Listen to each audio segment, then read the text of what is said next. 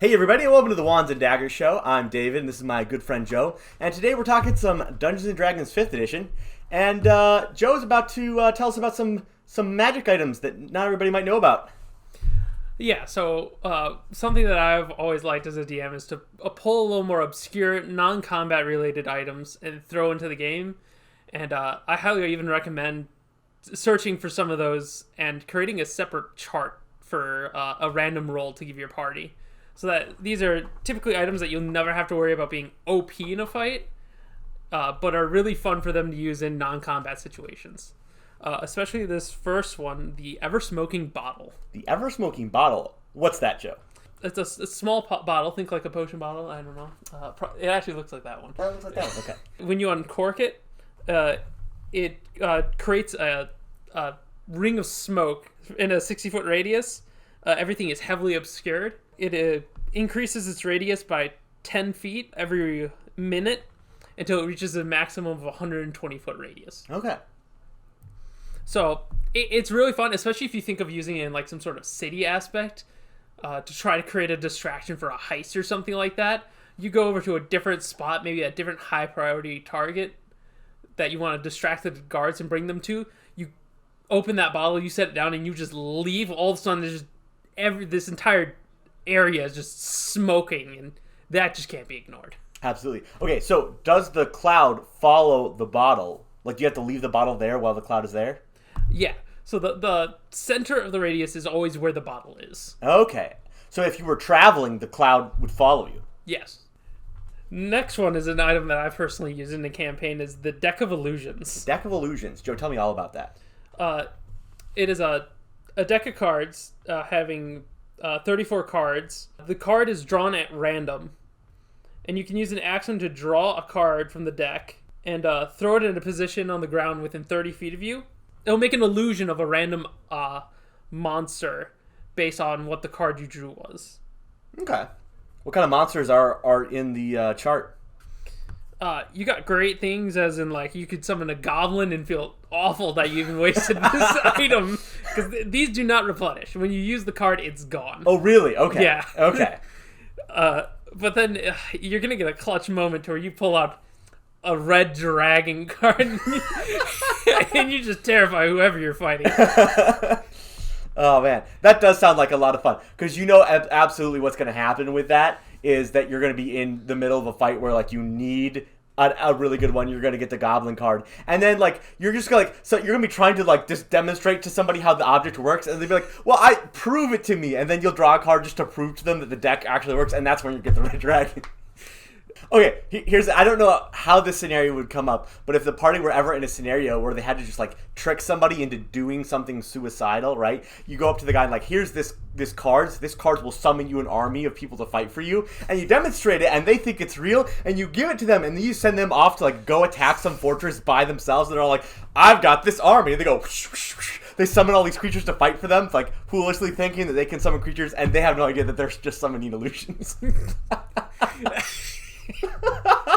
Hands down the best way is to give this item to an NPC and tell them something like that. Especially if it's like, alright, just like the smoking bottle. Alright, we need a distraction. Here, take this.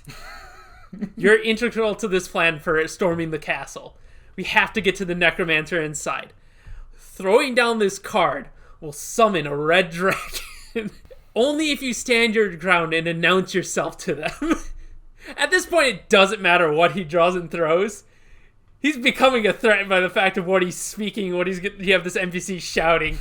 Even if he summons it and it's nothing and gets shot down immediately, you drew attention. Yep, absolutely. Last one is one that I didn't even know existed, only somewhat, is Crystal Ball. But more interesting is the Crystal Ball plus something else. So the Crystal Ball of mind reading, telepathy, and true sight. Okay, so how do those work? So when you have the crystal ball, you're able to scry.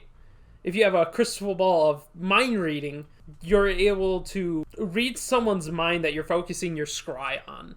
So not only are you seeing them do something, now you have a chance to read their mind and figure out what they're thinking and going through. Okay, so it's like just a scrying upgrade. Yep. Telepathy lets you talk to the person. True Sight just gives you true sight in the area. So if you're trying to scry for like an invisible dude or something. Yep. So, quick. There's a fighter that's invisible in your party. You quickly pull out the crystal ball and scry over where you are to find him. Wizard you're going to fight is heavily into illusions. You have to figure out what's the real paths and what ones are dangerous illusions. Scry over the area you're in.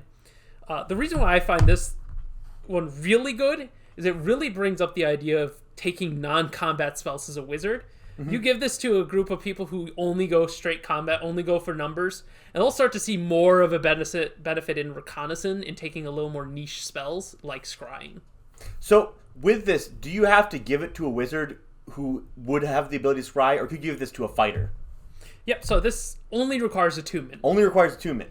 The idea of, like, for fun, you run a campaign where everybody plays as the same class, and you're like an organization. So, like I'm just imagining you're playing the Thieves Guild organization. Everybody in your party is a rogue, but for intelligence purposes, so you have this crystal ball, right? And so then your Thieves Guild is able to use it to figure out where you're going to send your assassins or stuff. So that's a fun way to add certain aspects of the game that are unique to, like, a wizard to if you don't have that class. Absolutely. Also fun if you just generally have a bunch of people that aren't fond of spellcasting classes, because most of any of the good magic items that focus on spellcasting require you to be a caster. But you can give the fun to like a fighter, a monk. So you're talking about all of these different upgrades. So each of them is their own additional crystal ball, right? Yes. So this is technically 4 magic items: the straight just crystal ball of mind reading, crystal ball of telepathy, and crystal ball of true seeing. So does that mean if you're using all 4 of them, you have to have like a different hand on each of them? Well, you have to have like 4 arms. Thankfully, they can all cast scry, so you don't need just a ball of scrying. So you only need 3 arms. Oh, okay. Only need 3 arms. Well, that's perfect for any of the 3-armed races in the PHB. Or if you want to get real fun, you can look at Guild's Guide to Ravnica. You can be a Loxodon and use your trunk to grab the 3rd one. Yes! The trunk! Oh. But those are the 3 items I just wanted to bring light to. There are plenty more. A huge shout out is just look at Xanathar's Guide. They put a bunch of like no real use even to most of their magic items, but they're fun. You got a cape that's always blowing in the wind. You got a magical pipe that when you blow smoke out of it, you can make it take any form you want. Just fun magic items that, especially to give to NPCs or even bosses, to give them a little personality or flair to them that the party now gets to take as a remembrance of that fight. Well, absolutely. Any item that isn't just going to enhance something your party already does, but instead just gives your party a new option, is going to make the game that much more interesting. Thanks for watching Wands and Daggers. I have been David. This has been Joe, and we will see you